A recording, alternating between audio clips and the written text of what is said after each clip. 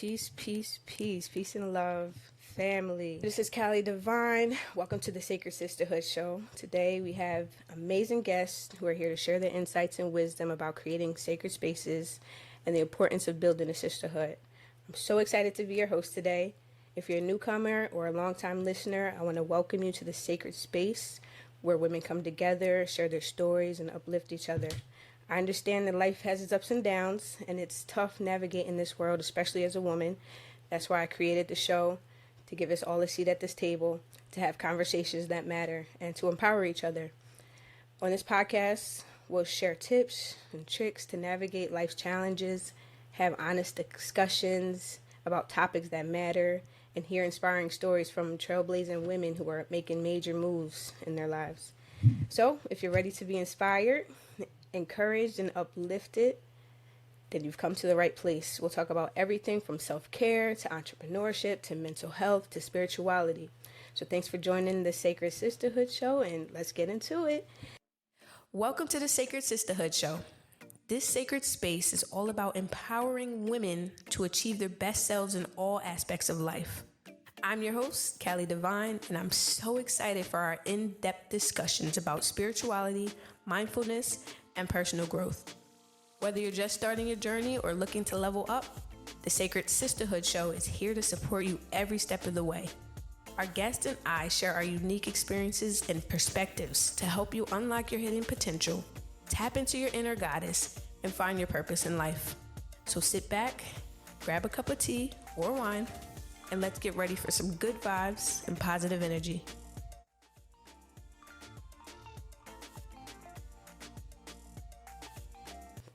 I'm honored and thrilled to introduce our guest speaker for today's episode.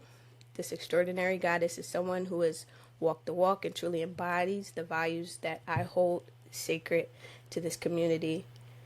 She's a beacon of hope and inspiration for countless women who are seeking to find their purpose, passion, and inner strength. Iya Daniyah is an Ifa priestess for the African American diaspora. She was raised as an Israelite in the 80s, having a conscious spiritual awakening in 2020, set her on a path that brought her much closer to the divine source than her previous religious practice had.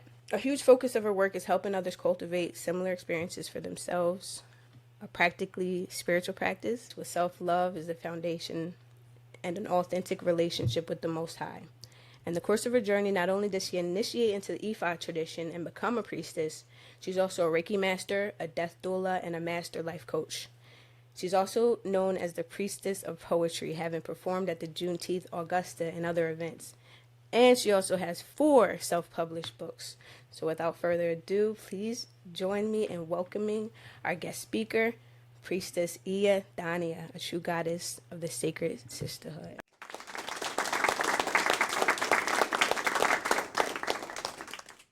All right, so we're going to get into a little icebreaker, just to lighten the mood up and kind of like get to know you on a more personal level. Okay. So the icebreaker is called Spin the Wheel, and you'll see right here as I share my screen. We're going to spin the wheel and see what comes up. All right. Lord, and I got no glasses on, so you're just going to have to read for me. I'm going to touch me. All right. I got you.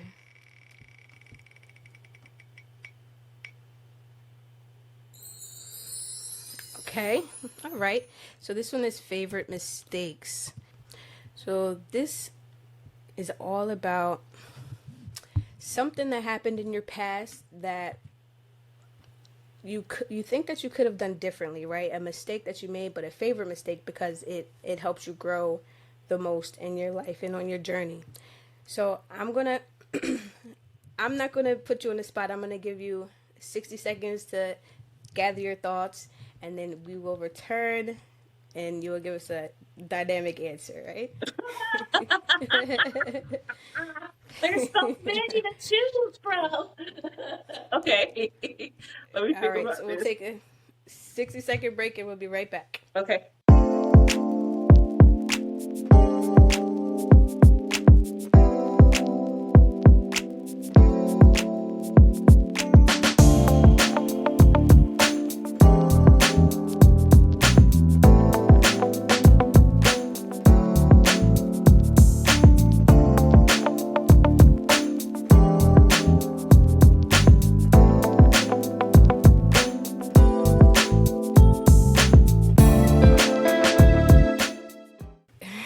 All right, I see you over there in deep thought. I think you came up with a good one. I think I got a good one. I was trying to think of one that All wasn't right. heavy. Like, this is supposed to be an iceberg. I didn't want to come through with like, oh my God, really? I'm trying to think of something Right. light and like semi-light. Like I got some, but like them was like, oh my God, Debbie Downer. Um, okay, so I'm ready. Okay. All right. I'm all ears. So I am someone and that in the last couple of years have been really intentionally learning to listen to my intuition and learning what that feels like and things of that nature and honoring the download when I get it. So sometimes we think we're supposed to be listening to these big extravagant things, and sometimes the little things matter. Sometimes the little things matter. So this was a lesson about the little things really do matter. So I'm moving about my day and I'm in the kitchen, and what I hear is, the thought is like, you should check with your mom because she normally orders groceries on this day so that you can pick them up. And I let it pass. I'm like, okay, I'll call her, blah, blah, blah, blah. And I didn't listen. I did not listen. And so maybe a few hours later, I'm running errands, blah, blah, blah. Mom calls and I'm talking to her and she says, oh my God, I forgot to order my groceries. And Oh, wow. I'm just like, oh my God. And so then I tell her, like, if I had said something to you earlier, you would have She would have remembered. remembered to order your groceries. So for me, that was one of those like lessons is like, you got to listen, even when it's like the most innocuous thing, listen to the download. It's not going to hurt you. No. Okay, cool. Let's just go with it. Honor the download and trust your intuition and just go do the thing and do it. That's the other thing I learned is to do it then. Some things are time sensitive and learning like in the moment. So I've been practicing that even more recently. Like if I get a download, it's like, hey, you didn't do that email yesterday. Like even if I stopped mid-prayer. Just do it. Yes, like my bio, I literally stopped mid-prayer cycle, grabbed my laptop, and emailed that stuff because I got the downloads. Like, okay, yeah, do that now. So yeah, that would be. Now, let's talk about that. That's very relatable to me as well. However, now it's very hard for me to know what is intuition and what is like following my own intuition. I've had experiences where I thought I was following my own intuition, but it proved me wrong. Like it proved to not be what I thought it was. So that's something that is worth looking into. Like how do you develop something like that? How do you actually like tune in to actually get, the right information? You want me to teach it to? I promise you, I can teach it to you in less than 10 minutes. Are you serious? And you'll have to practice it afterwards, but I can teach you. A lot of times we follow our intuition, so it's reactive. And I learned a technique. I was watching early in my journey different content creators, and this particular one taught how to feel your intuitive yes. And when I say that has been the game changer, because then to your point, that's when I know. Is this ego or is this my higher self or speaking to me? Because a lot of times they'll come simultaneously. And what we think is intuition are words, ideas, and things like that. But there's something that happens physically in our body before that happens. There's a feeling of something, but we're always on the go, doing all these things. So we're not paying attention to little, and it was something so small that if you were busy, you would never notice it. If you were busy, you would never notice it. And mine, I realized when I first started reading tarot that it was happening during my readings. And so when I actually did the exercise to tell what my yes was, it came up. It was like, ding, ding, ding, ding. Oh.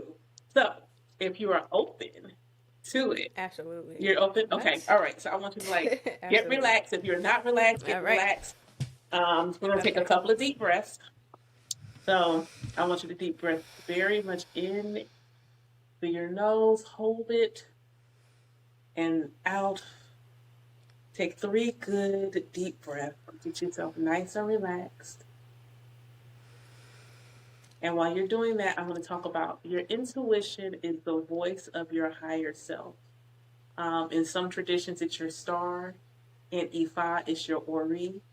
It is the part of you that still remembers it is one with Source, one with God. God is the Most High, Olodumare, whatever resonates with you. And it sees all of your pathways. It sees them all because you wrote them all already. So you don't make mistakes because you wrote every single possibility out already. Your intuition is trying to lead you on the path of least resistance, the easiest path. Like you could go that way. You could go that way, but I feel like if you go this way, you'll it'll be a little bit easier. Even if there's like a little shakeup, it could be a little shakeup or a tumbling and fall. You know, it's a difference like that. So your intuition is the feeling that you get prior to the idea. It's the feeling before the idea. So Okay. instead of being reactive, knowing your intuitive yes is ability to then sit with your creator when you're on you're on the fence about something. I could do this or that, and you can say, is this my easiest path, or is this the path that I should choose? And get the yes in the moment, not a cryptic In the parable moment. or things like that. Like, I'm going to go ahead Send me a sign. and get it right. Exactly. Yeah. Give me this yes in this moment and being able to trust it. So that's why I say I'm going to teach you how to feel it.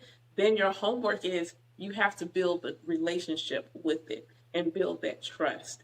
So you have to actively seek it out on a daily basis. Not for big things. You have to do mundane stuff. But I'll tell you that at the end. So first I'm going to give you a prayer. We're going to tell the Most High this is what our intention is. So you're going to say, however you want to address God, you're just going to say, God, in this moment, please allow me to feel what my intuitive yes feels like. So however you want to word that. Okay. I usually just address it as the universe, just the all. Please allow me to feel in this moment what my yes should be. Okay. Now you're going to address your higher self. So however you address your higher self, you can say higher self, Ori, whatever that is. Please show me what it feels like in my body when I get a yes. Now, here's the thing. You're going to sit there quiet. And I don't care how ridiculous the sensation is, you will not judge it. Say it out loud. I felt such and such. And we'll take it from there. All right? So first, ask your higher self to give it to you. Okay. Higher self, please show me what my yes is. 1 minute later. Okay, so I felt something, right? And this is me doubting myself currently. Because So then tell me what you felt. So my my thumb it shakes every now and then. Like I get a pulse, uncontrollable movement in my thumb. So when I did that, I got a little shake in my thumb. So maybe that could be it. Okay. That's the only thing I felt. And then I felt a little tingle in my my right hand. Okay, so we're going to determine which one is. So you're going to say higher self, is that my yes? And tell me what you feel. Higher self, is this feeling in my left thumb my yes? I felt it again. Okay.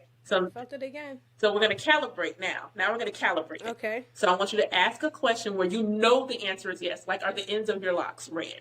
It's something you know. There is no other answer. The only answer is yes, and see if you get a yes again. So you say higher self and then ask the question. Okay. Higher self, am I left-handed? I felt it. Wow. Okay. Okay. Let's do your locks. Ask about your locks. Okay. All right. My locks are pink. All right. Is that pink? Higher Lord? self. Yeah. It translates as red on the camera. Okay. Higher self, are my locks hot pink?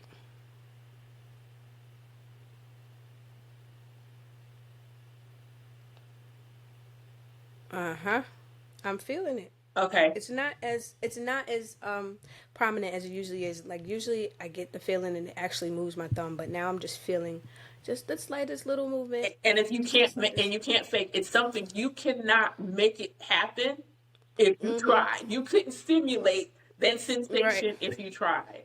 So this is your homework. Every day for the next 7 days, I want you to find little things. So let's say you got to go to the store. Let's say you got Walmart, and most places have more than one Walmart close by. Should I go to the Walmart on ...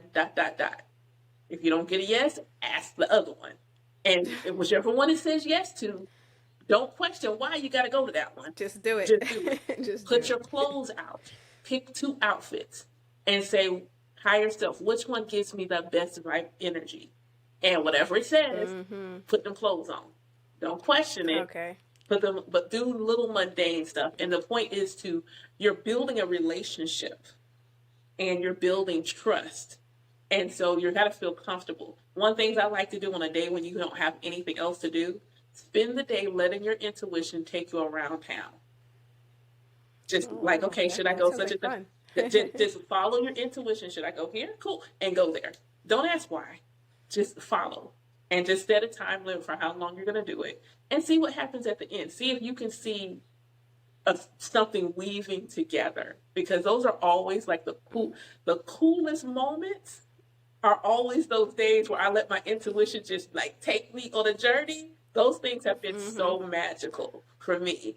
So that sounds like fun. A lot of fun. It's going to be. So fun. now you do that and make sure you get back with me and see how you're going. That way, when you have those really deep questions and you really need that support, you will be able to trust.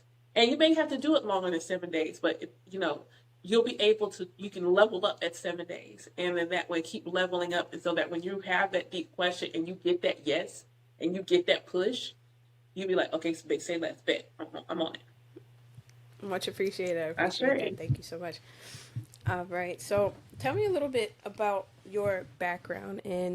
So I know that you were raised as an Israelite, right, in the 80s. And I know a little bit about that religion, but at what point did you start to kind of change your perspective and, venture outside of that religion and start to explore your own? And how did you get into Ifa? So that's interesting. And I have to say this because depending on where you live, the Israelites look different. We didn't stand on the corner. So, exactly. Okay. You do immediately. You do. You laugh because you knew we were not that kind. That was not okay. Not different. Okay. Different group. Different group. But it's interesting because having grown up as an Israelite, I always knew there was a God. But my relationship with God was such that if I did something wrong, if I didn't live right, you're no longer going to be one of the chosen people and this, that, and the other thing. And so I didn't have this, oh my gosh, I love God and kind of relationship. It was more fear. I'm doing something out of obligation. And, moving out on my own, I kept like the really important high holy days, and I celebrate, the fasting and Passover. Hanukkah is my thing. I'm never giving Hanukkah up. I still celebrate Hanukkah. Okay. But, I'm going through the motions. There was no attachment to it other than if I don't do this, God's not going to like me. That's just the honest truth. So late 2019, I would say, honestly, is probably when the awakening was like really brimming. I was in a really deep depression. My firstborn child had transitioned in 2015. I had him 20 weeks early. And one of the things I said is like, I must have really pissed God off in a previous life because God keeps taking children from me. And he was my first biological child. And I grew up with polycystic ovarian syndrome. So I didn't think I could have kids naturally anyway. And then I get pregnant only for my firstborn child to pass away. I was like, God hates me. This is clearly what it is. So I had his brother very close behind him. So that grieving process honestly got halted because now I'm pregnant again. And then a year later, I get pregnant with the youngest. So I'm like, yeah, that grieving process for my Gabriel didn't really, it was like afterwards. And all these visions of what I thought being a parent and would have a partner and things, it just wasn't what I envisioned. But I also was one of those people, I'm an Aquarius, I bottled my feelings. I wasn't telling anybody what was going on. things like that. So by 2019, I'm just in the throes of depression. It is just so hard getting an autism diagnosis for my middle child, and it was just rough. And I was just like, okay. And the thing that kicked everything off was somebody posting about moon water. One of my Facebook friends said she was making moon water, and I'm like, what's that? What's that? And so she adds me to a melanated spiritual group. And it honestly didn't kick off with Orisha, it kicked off with me. So someone's posting about their sun, moon, and rising. And I'm like, huh? Wait. And I liked astrology as a kid. So then I'm like digging into my birth chart, like, yo, what can I learn about myself? I'm excited. I'm learning me. I spent a lot of time learning me. Astrology came first, numerology immediately behind it. What's your life path? My life path number. Learning in its true Aquarian fashion. Let me seek out this knowledge and learn it. And what it did was planted seeds of me learning myself. So the more I learned about myself, things like that. So then ancestor veneration is a conversation that comes up. And understanding that relationship. And I'm like, okay. So, when you start searching stuff, then your YouTube feed starts to pick up on the shifts. Yeah, so all the algorithm. Yes. So all of a sudden, tarot picker cards. I've always wanted a tarot reading. So the idea that I could watch a YouTube video and get a tarot reading was like, yo!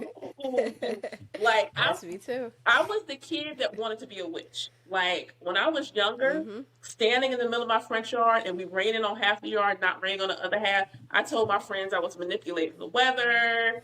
I was always a witch for Halloween. That continued into my adult life. So I was never so separate in my walk that the door for spirituality, the occult, mysticism was always open. I just never walked all the way in. It was just open and little things would flow through. So I just remember one day somebody posting about Orisha. And I'm like, huh. So I'm like digging and learning and trying to understand. And the way I understood Orisha is what I think allowed me to be open. So when I learned that, the idea that traditional African religions had multiple gods. But then when I went searching, what I understood was, no, they didn't. They had one God, one source, one all. You can't know that God in totality. And then they have the reflections of God in us, in nature, and things like that. So from a Yoruba perspective, it would have been the Orishas, which are, Orisha literally means it's a consciousness within nature.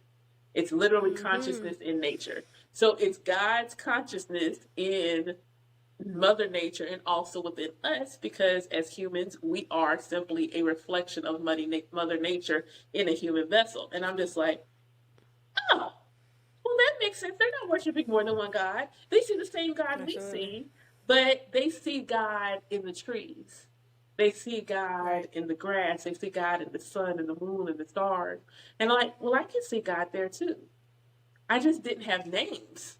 I didn't have a Yemoja to say I see God in the ocean waves. I didn't have the river running and sea Oshun. But then I have names to go with God in all of these areas. And I just remember the dream. And I had a dream about Orisha. And I mean, this was real early on to discovering Orisha. It's like, she kicked that door open. Let's go ahead and introduce ourselves. So if you can picture like a Western saloon, that's what it was. I'm in the saloon. I'm walking through. There's an ice statue on the side, and Yemoja and Oshun are at the ice statue.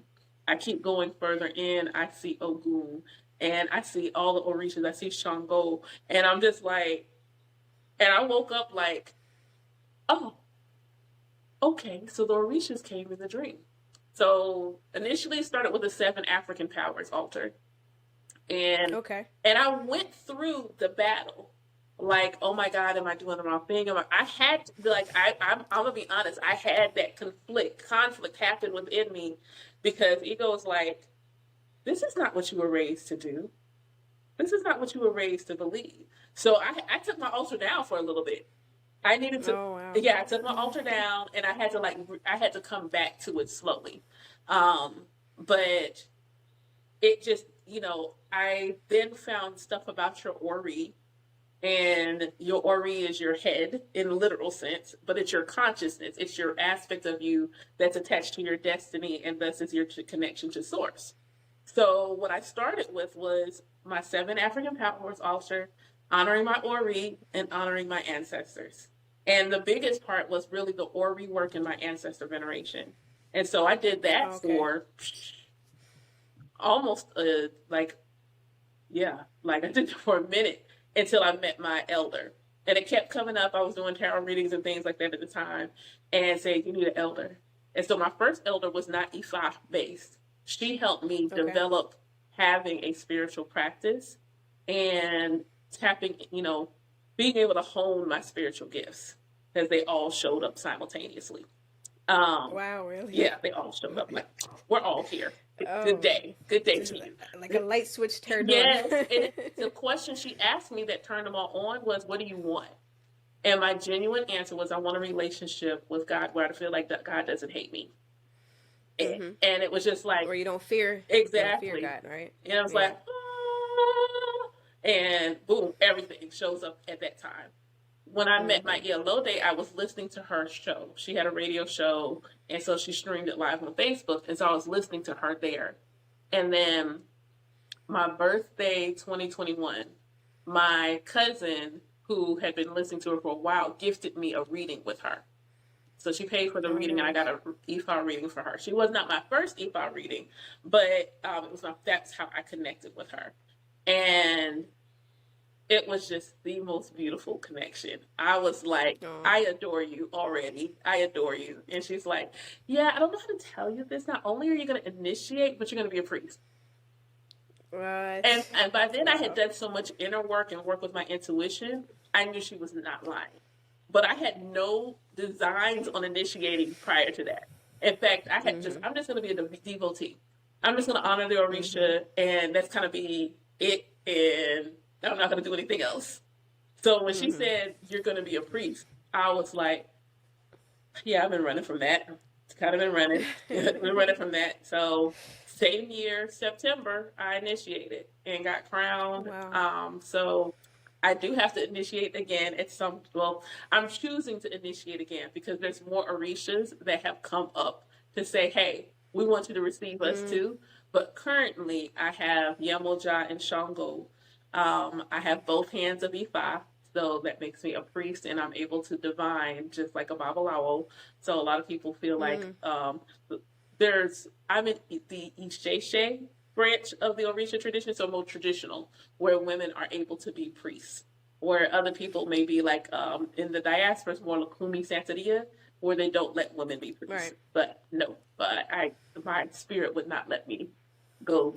Yeah. That right. Yeah, like that didn't rub. That's probably the reason I didn't think I was going to initiate.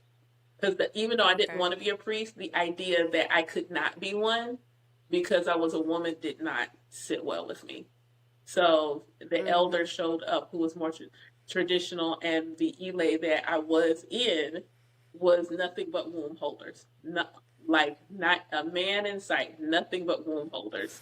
And I'm like, how powerful is all these, like, just that's it? Yeah. Yes. Right. So that's my very short, succinct Ifa story. Now, when you were speaking on your journey, it's very relatable to, what I went through in my earlier years when I was developing spirituality as well. I went through this period of depression. Some people call it the dark night of the soul, but it was a very tough time where I kind of was at rock bottom because I was going through stuff within my relationships, and I felt isolated and alone. So I was pretty much forced to do some self-reflection and forced to kind of like learn myself because that's all I had at the time, So that jump-started my spiritual journey. Now, the route that I went was through the Kemetic spiritual system. So it's very similar, though. What I'm hearing you speak about, like, they have the deities that represent different aspects of nature, right? The netter, and it's pretty much similar, just different names for the same concept. Offset and And Asi are very close to me. okay, nice.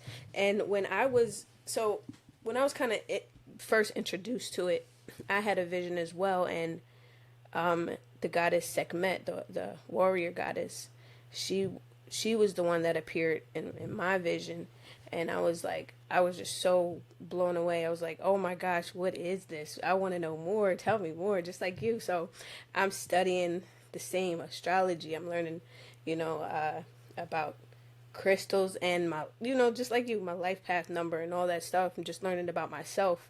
And that helped foster like a growth in me and healing from like some of the traumas that I kind of, was dealing with.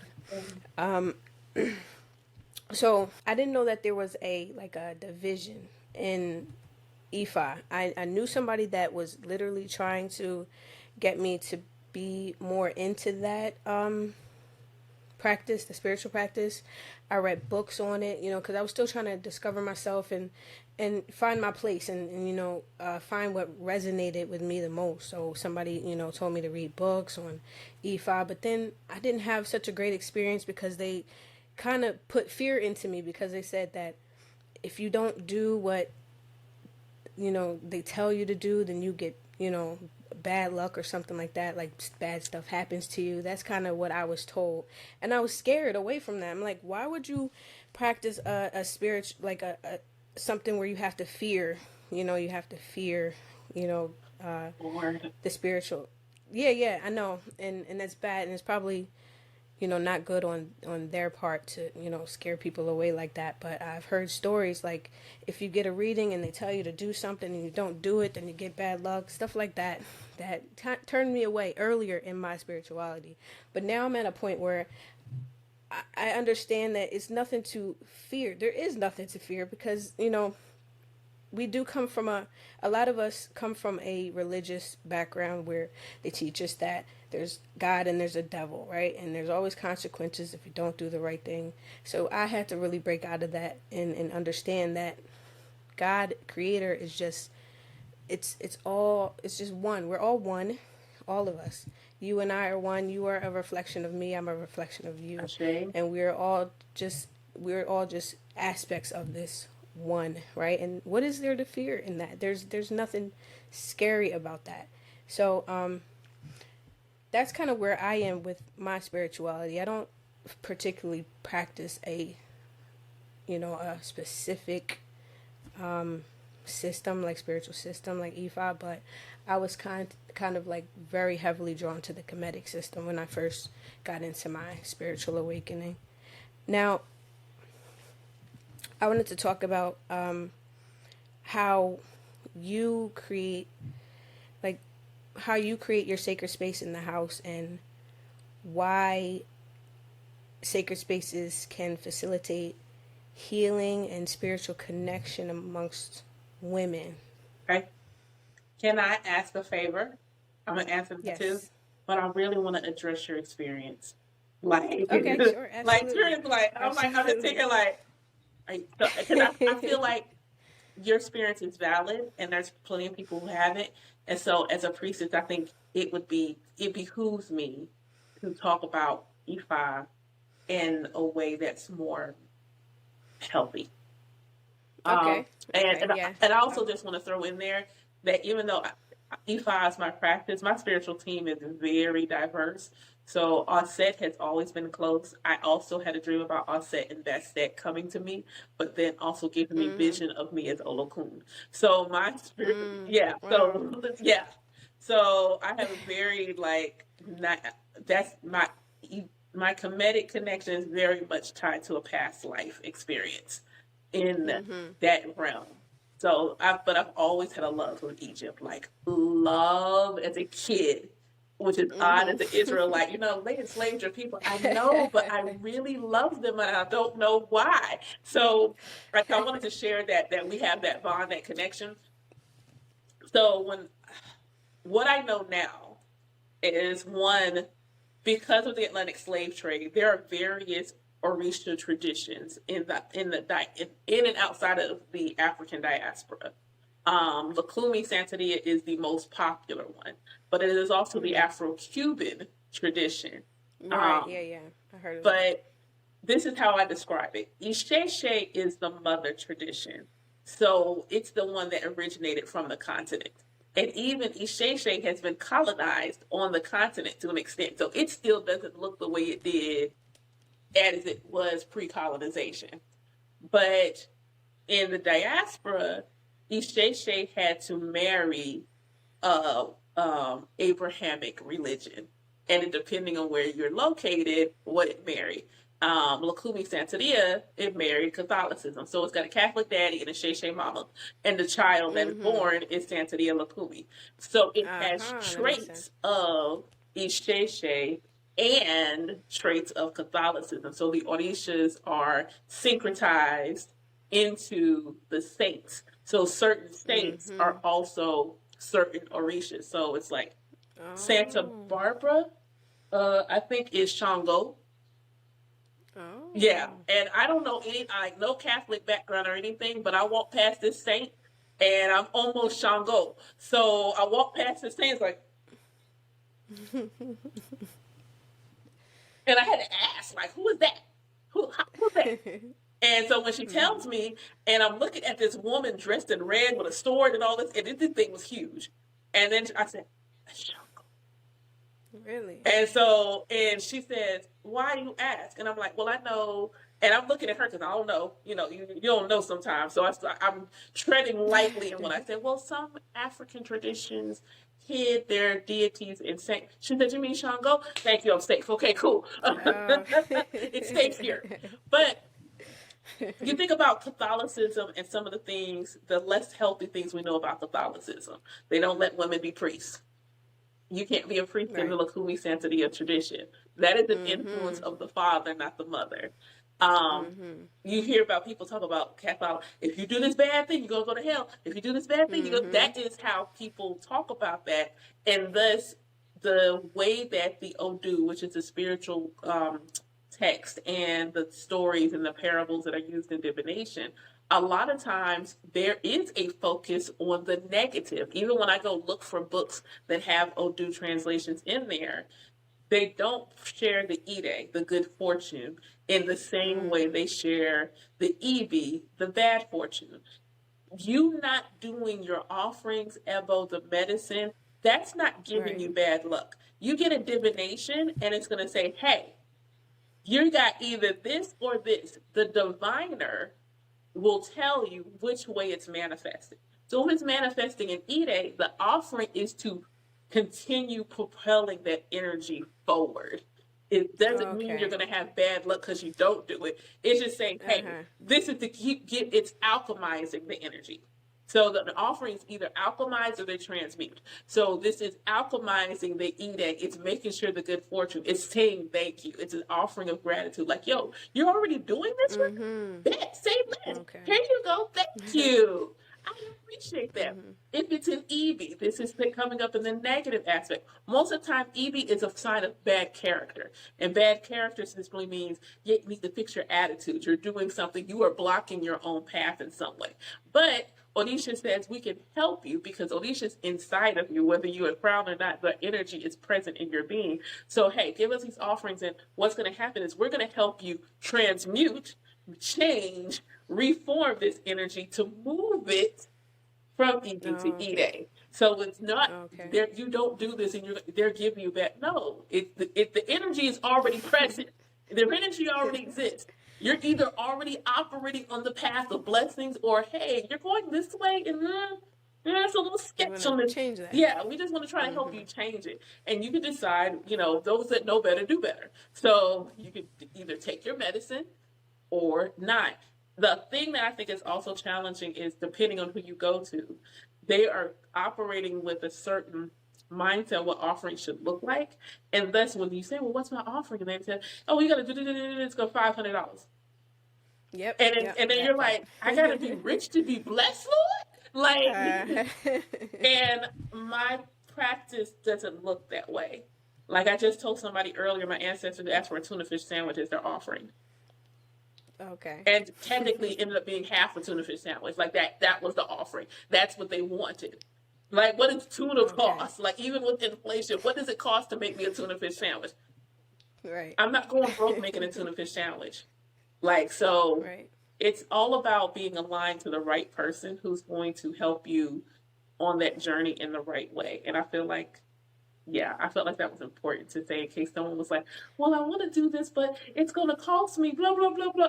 It's not that there is no energy exchange, but just find the right person. Yeah, that's all I'm going to say. Ashe. So, Well, thank you, because that's definitely a change in perspective. You know, it definitely helps me see it in a different light than what I was told. So, thank you for sharing that. okay, so sacred space. Um, it's interesting because my sacred space journey has evolved and yet not. So for me, my ancestor altar had very humble beginnings. I had a broken end table. It had no top. It was just tape. The top was gone. Top was gone. I had a broken desk where the top went down. So I would take the broken top and put it on top of my broken end table, cover it with a white baby blanket. I had a little bundle of sage, a little tea light candle, a glass of water, and whenever I could, I'd pull all that stuff out and I would say prayers of protection. I would always, my first mentor told me to visualize like myself in a protective shell. And what I ended up doing, and I started doing it as myself, then I started expanding it. So I would visualize it, or intend visualization is probably more accurate, that it was encompassing my house, making my entire house protective in the same energy. So, same thing. I go to my altar space, I have my little protective energy around me, and that's what makes it sacred. It's like it's protected. I'm only allowing energy of unconditional love and light and things. This is what this space is for. And this is my intention for this space. And when I'm done, then I put all the things away. I didn't have a set altar room or anything like that initially. Eventually, I expanded to having, but all I had initially was me and this. And the table. Yep, Yeah. me and a little table. And understanding that even without that, I am the altar. Thus, everywhere I go is sacred space. Everywhere, because that's the energy. I bring sacred, divine, light energy with me. And I always intend it around me. I always intend to be protective. I always intend that you can look, you can probably see me, but you can't touch me. Like I bring that in there. And for me, sacred simply means you are inviting love into this space. You are inviting joy and light and all the good feelings and good energies into this space. That's what makes something sacred. Inherently, all of your spaces are in fact sacred. Crystals don't make them sacred. Candles don't make them sacred. You make the space sacred. What makes it beautiful when we look at our home is those little touches give that visual cue sometimes to our brain that it's sacred until you get to a place where you're like, oh, my whole house is sacred. Like my altar room is back here. It's a whole room dedicated to that. But the other day I wanted to do divination in my bedroom. I wanted to do it in my bedroom. If my son is bothering me, he's like, come up to the couch. Then I go sit on my couch and do divination. And at the end of the day, if I decide I'm doing divination in that space, then immediately that space has now become sacred. That space has now become sacred. I don't do certain things in my altar room that I might do in my bedroom. You know, but it doesn't make my bedroom any less a sacred space, because if whatever I do in the bedroom is also sacred, The sacred space. it's also sacred. So that energy, the sacredness is all about intention. It's all about your intention. You asked about women and womb holders and sacred spaces with each other and why that's important. As I feel like colonization, specifically for Black women, really did a number on us. Absolutely. It pitted us against each other. So I was just listening to something where they said, well, the mulatto slaves sold better than the darker ones. And so immediately where there's a divide, a color divide being put in place. If you were seen as quote unquote pretty and things like that, you got to be in the house as opposed to the darker ones that had to stay in the field. There's an immediate divide that is ancestral, that is a wound that is within us. So there's already a wound in our being, in our beingness against each other that needs healing. And so Wow. that's already Yes. that's a generational wound that we have to heal. We feel okay, I'm probably channeling now. We feel overprotective over our men because they were taken from us. Oh shoot. Wow. I'm gonna go ahead and Wow. proactively apologize if I start channeling and I cry because I can already tell it's coming. I can listen. I'm feeling it right now I'm myself. like, I have they chills and took our everything. men from us. So the idea that someone, he would look at someone else or be with someone else, even though, like, even pre-colonization, where we would have been maybe the one of many wives, he only had eyes for us. And that wife collective was sacred. We were a support for one another. Yeah, there were opportunities where some, there's cattiness in general, but in the grander scheme of that design, it was designed so that we didn't have to do everything by ourselves. And now it's like, if you can't do it alone, you're seen as less than. And we really have to go back and heal that and bring that community back to us. It also stripped us of our power. Because pre-colonization, we would have been a sacred sisterhood. We would have divined together. And I've called that out specifically. Women, everyone has intuition, and then there's women's intuition. And the reason women's intuition is special is because we came with wounds in our body. We came with a portal between heaven and earth in our body. We are literally designed for that reason. We are a collective of beings that can birth a body for a soul. We can carry multiple souls at once in our body. There is a sacred and most powerful thing to that. The world was birthed into existence, not built, birthed into existence. And the longer we forget our sacredness to the Most High, that most intimate of connections. It's not that men are not connected. There's an intimacy in our connection to the divine because of how we were made. We are made to birth life into this world. Black women specifically can birth every race on the planet. Every single color and shade on the planet comes but from a Black woman. So when we talk about us coming back together as sisterhood, when two or more come together with that same intention, when two or more of us come into the room and say, hey, we're going to do a prosperity ritual, there is power there. When two or more come together, we're going to do healing work and support of one another. Like before I came on, that's what we're doing.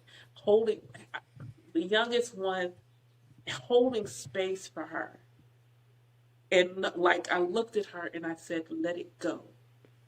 And her feeling safe in that moment to cry. And nobody was going to say, why are you crying?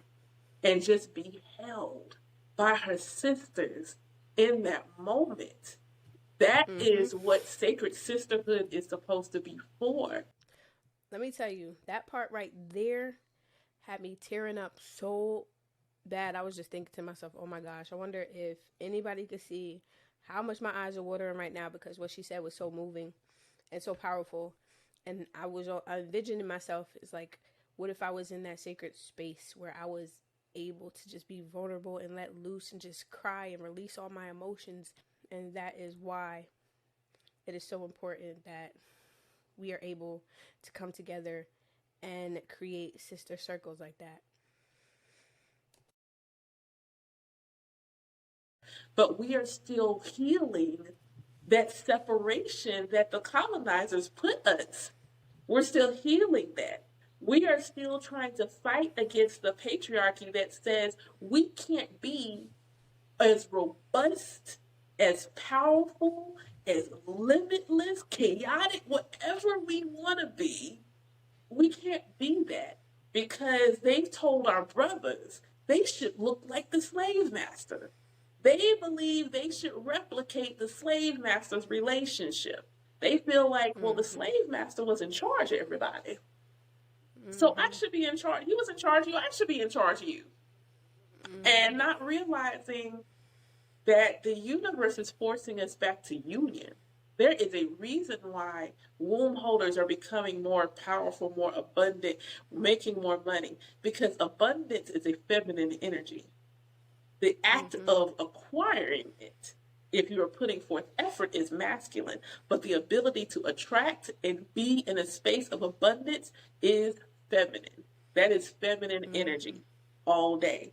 We are supposed to be rich. We are supposed to be prosperous. We're supposed to have these things.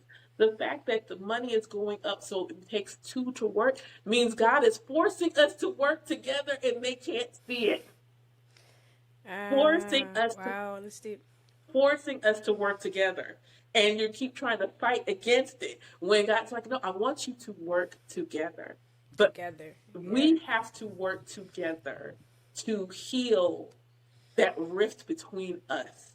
We have to say we no longer have to stand up and make master see us as important, as worthy.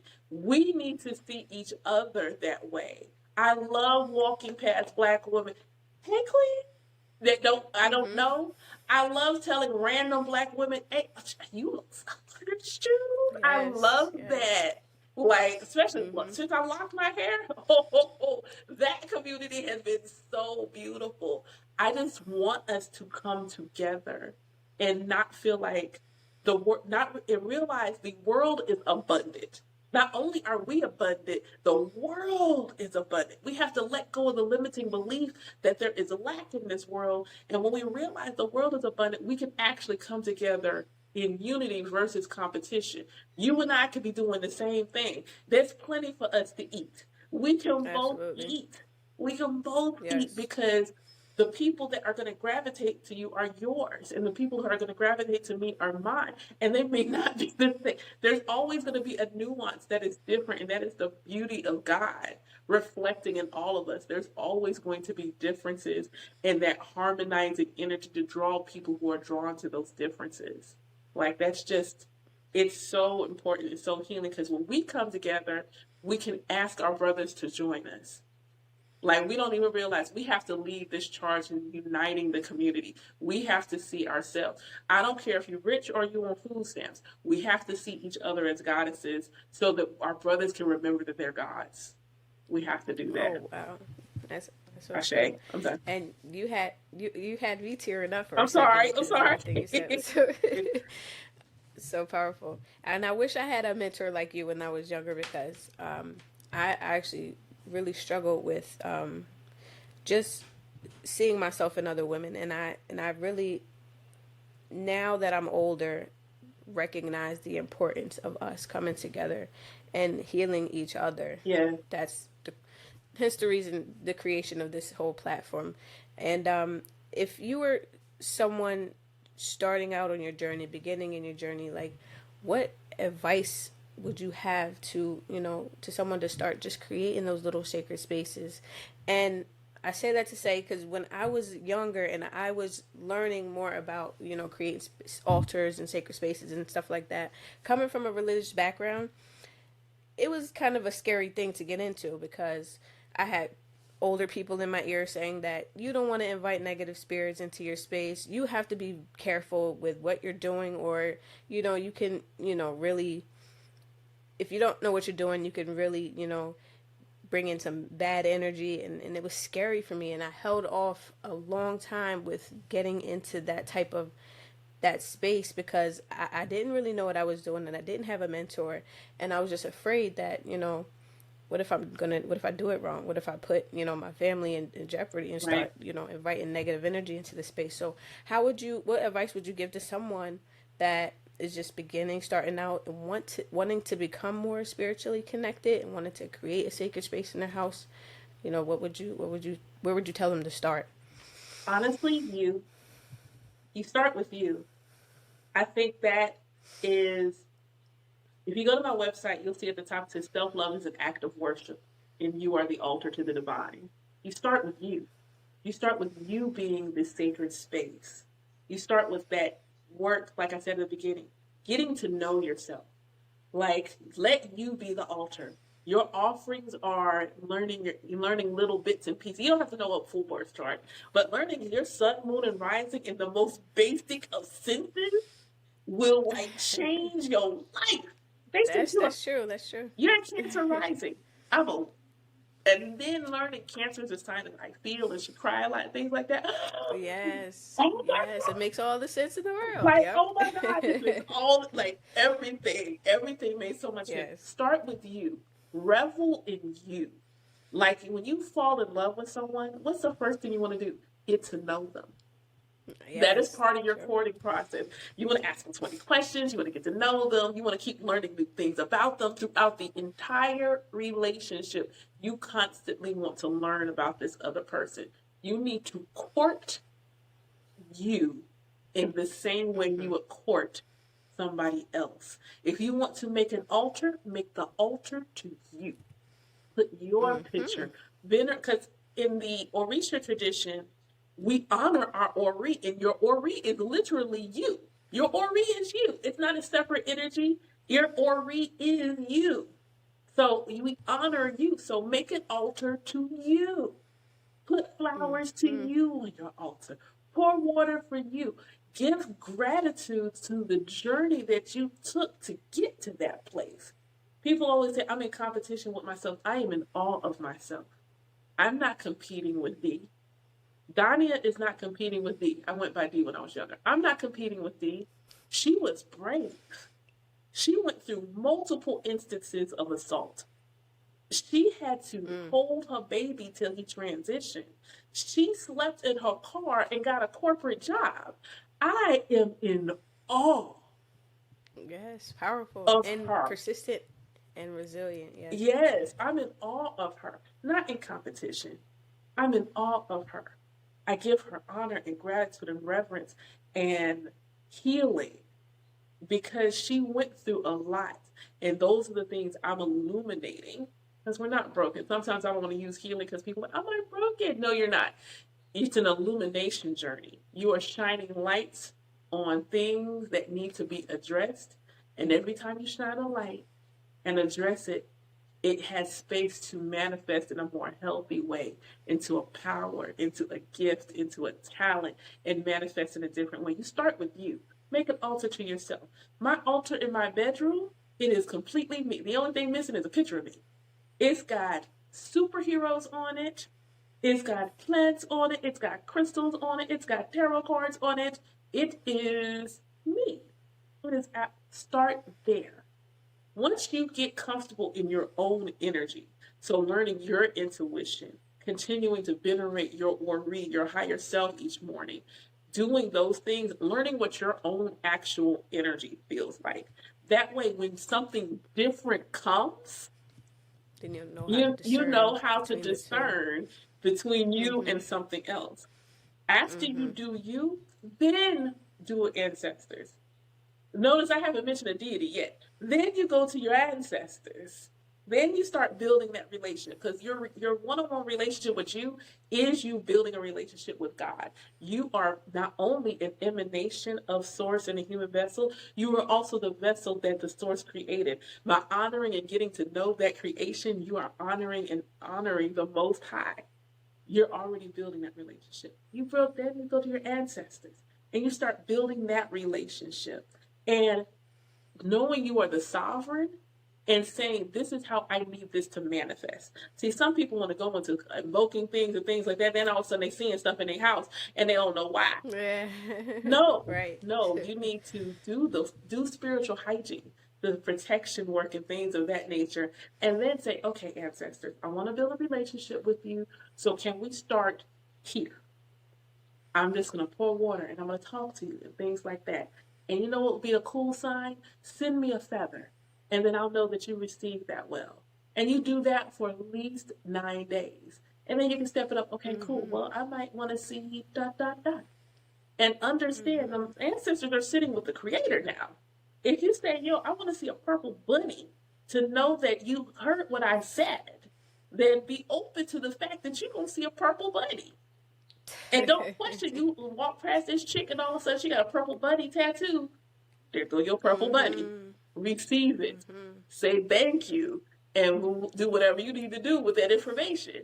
But that's where I would start. I would not, if people ask me, I'm not teaching, I've got a mentorship program starting tomorrow. And it's a 1-year program. We're not even going to talk about the Orishas to the last 3 months. We're not talking about Orisha to the last 3 months of the program. They have to do self-love, shadow work, learning their personal mission, vision, and values. They got to do all that stuff. Doing what we just did with the intuition. They got to do all that stuff before they even get to the ancestors. They got to learn how to cultivate a dream practice and understand that they're getting messages in their dreams and how to try to start interpreting them without having to pay somebody for a reading every time. You might need one here and there, Right. but at least be able to get some basics on your own. They got to be able to do that first. So for me, that's where start with you. Because at the end of the day, if you never ever figure out an ancestor altar, but you walk with Iwa Pele, good character, meaning you're walking in alignment with your destiny and your highest purpose, your ancestors will always be there. Your Orisha will always be there. Your Inter will always be there. Your angels will always be there. Your entire spiritual team will constantly root for you. They always have been. Spiritual awakenings simply give you a conscious awareness that they're there. Right. Wow. That's very important. Thank you. And I heard you mention that you have a mentorship. You have a couple other things that are going on. You have a podcast, right? You have a couple videos on YouTube, and I definitely took the time out to watch a few of those. They were very interesting. I have to finish the one with you and your god siblings. Oh, right? okay. I have to finish that video, but I did start watching. It's very, very interesting. Can you tell our audience a little bit about more of the services that you offer? So I'm eclectic, and I can't be. I tried to niche down, and it don't work for me. So I'm gonna do. It's spiritual, but it's the most mundane thing that I do, which is my poetry. So I do write poetry. I have 4 poetry books published. My most recent one is Self-Love is an Act of Worship, where I tell my actual journey up to that point through poetry. So I really love that. It's my story, and then I incorporate poems. That was something I did as a kid, and it wasn't something I ever thought I would share, but it's good for my throat chakra. It's good. Yes. And most of my poems are all channeled. That's why I say it's also part of my spiritual work. So there's occasions where I will offer readings as a poem. I will offer readings as a poem. So I you want a reading? Cool. I will give it to you in the form of a poem. And those are always super beautiful. But I am a psychic medium and oracle. So yes, I do offer readings. I do both tarot and Ifa divination. I am a Reiki master, so I do just basic Reiki sessions, and I also do channeled energy healing where it's more intense, and I'm channeling messages as I'm doing the healing work. So those normally I encourage 2 sessions to really get some of that good release and things like that going on. I am a death doula, and a death doula is not like Dr. Kevorkian, because I had someone in the comment one day say that. I want you to picture the pharaoh getting ready to transition and the priestesses that were surrounding him. Preparing him. And similar thing. How do you want that transition to be? So do you want music playing? What do you want to be wearing? Do you want incense going? What kind of prayers? A lot of times some people say that their loved ones in the end are, speaking gibberish. They're probably speaking in spirit language and you don't know what they're talking about. So having someone channel and share those messages. What do you want your offerings to look like after, when it's time for you to go on the altar? Let's talk about your offerings. What does your altar need to look like? What kind of things do you want your family to put on your altar to honor you? And helping guide them into the ancestral realm with honor and with dignity and with elevation. So that's work that I do. I also do I'm a spiritual awakening doula for the diaspora specifically, because we have a unique disconnect with our spiritual practices. And most of the time when we go through a conscious spiritual awakening, that's where we're headed. We're heading to an African traditional practice and trying to navigate all the information that's out there.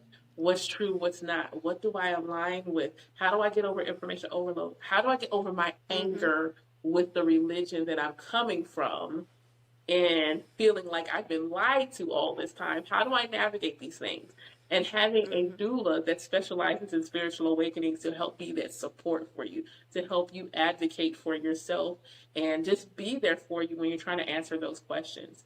I'm currently, now as my Ifa Priestess journey has elevated me to say, hey, you need godchildren. It's time.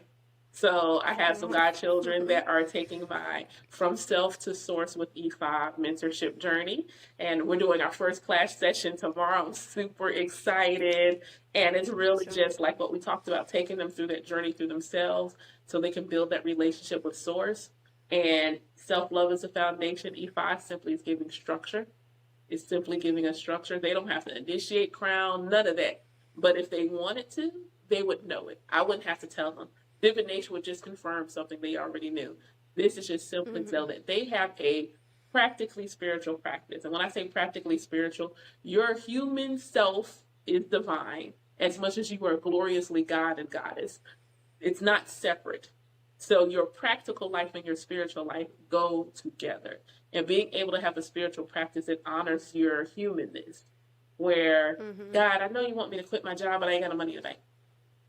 You need to be able to have that discernment and confidence with you and the Creator to say, hey, I know you want me to quit my job, but I ain't got no money in the bank, Lord. So let's talk about how we can get this money in the bank, because I'm listening to you. I don't need no tower moment. I just need you to help me get the money in the bank if you want me to quit my job. That's what a practically spiritual practice looks like.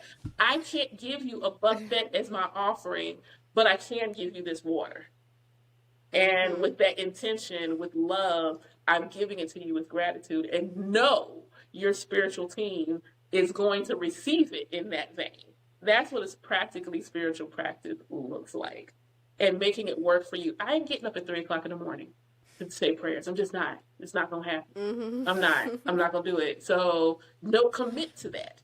Just say, okay, this is what I can do in the space that I have.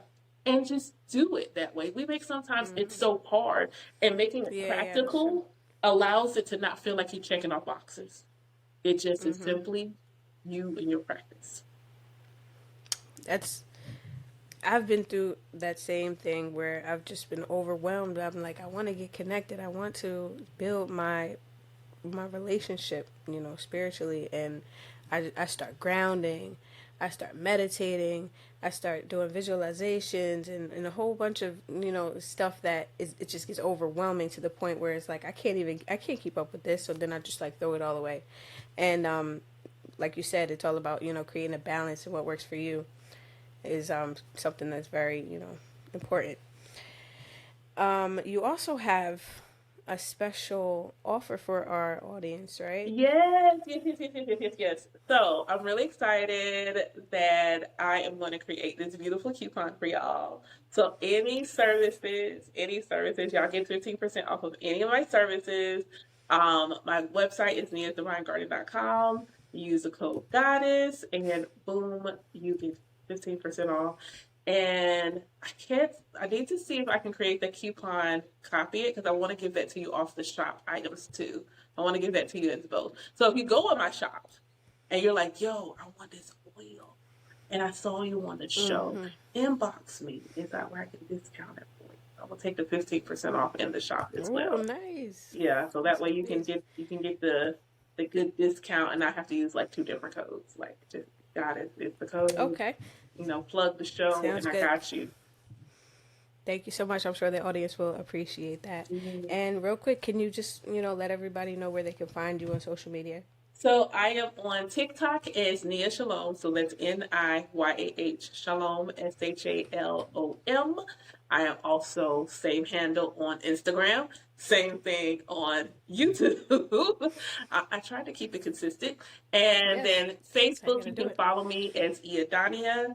And my podcast and my YouTube channel is Nia's Divine Garden, same as my website. So if you Google me, all of the things will actually come up. I think that's really dope to Google myself, and like my podcast comes up and everything comes up all at the same time. So I try to keep it consistent and Awesome. make it easy to find me. To wrap up everything, we had a very, very powerful conversation, and I thank you for your time. Thank you so much, and I'm sure Absolutely. that our audience will appreciate the conversation as well. Great. Absolutely. Actually, I do. I already thought of like some different episodes that we can do again, different topics that we can talk about, and I'm sure we can talk for hours. Yes. That's what Sacred Yeah, Sisterhood is about. Like, yeah, you know what? We just vibing right now. We just vibing. absolutely, That's great. absolutely. That was a powerful, powerful conversation, and I give so much thanks to our sister, the goddess, the priestess, Iya Daniyah, for sharing her insight and her expertise and wisdom with the audience. And I hope that you found as much value in this conversation as I did. Don't forget to subscribe to this show to stay updated on all of our latest episodes. Don't miss out on any of our helpful tips and insights. And remember one thing, you are capable of achieving anything you set your mind to. Keep pushing forward and continue to prioritize your mental, physical, and spiritual well-being. I'll see you on the next episode. Until then, share your ideas and let us know which topics you would like us to discuss by taking our survey in the link below. And you'll also receive a 30% discount code for any membership at the Goddess Training Camp. Until next time, I'm wishing you peace, prosperity, happiness, abundance, and joy. Peace.